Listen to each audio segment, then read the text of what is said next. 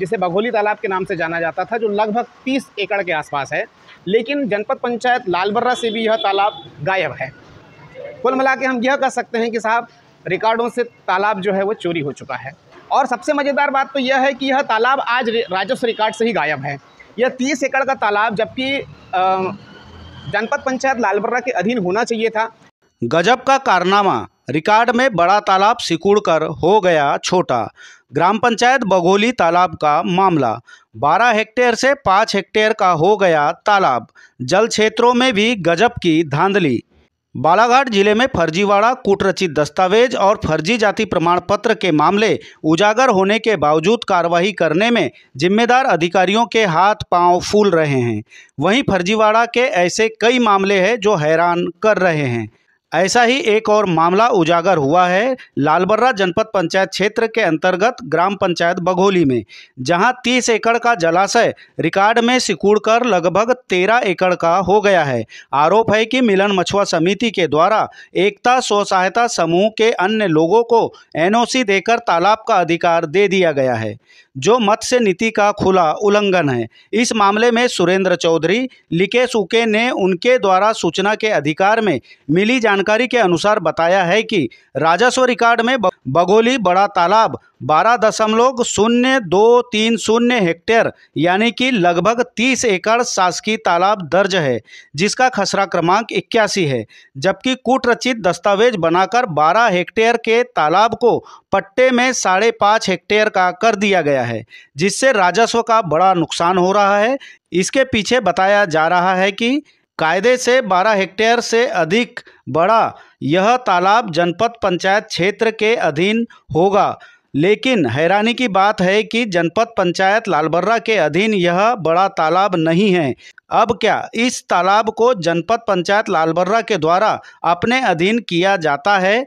क्या एकता स्व सहायता समूह और मिलन समूह मत्स्य विभाग के द्वारा साठगांठ करके कूटरचित तरीके से छोटा तालाब करने के इस कारनामे पर राजस्व चोरी की राशि वसूल की जाती है, या इस फर्जीवाड़ा पर किस तरह की आगे कार्रवाई की जाती है, यह देखना दिलचस्प होगा। बहरहाल इस फर्जीवाड़े में एक बड़े तालाब को छोटा तालाब करके मनमाने ढंग से नियमों की धज्जियां उड़ाई गई है। और आज मैं आपको बड़ा ही एक दिलचस्प मामला बताने वाला हूं। मामला टेकाड़ी सर्राठी जलाशय अंतर्गत पंजीयत मिलन मछुआ सहकारी समिति का है।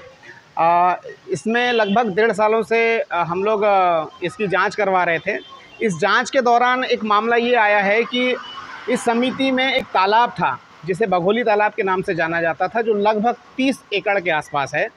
यह तालाब को समिति ने वर्ष 2017-18 के दौरान किसी अन्य व्यक्ति को हस्तांतरित कर दिया, जबकि मत्स्य नीति यह कहती है कि कोई भी समिति अपने कार्यक्षेत्र के तालाब को किसी भी अन्य व्यक्ति को हस्तांतरित नहीं कर सकती।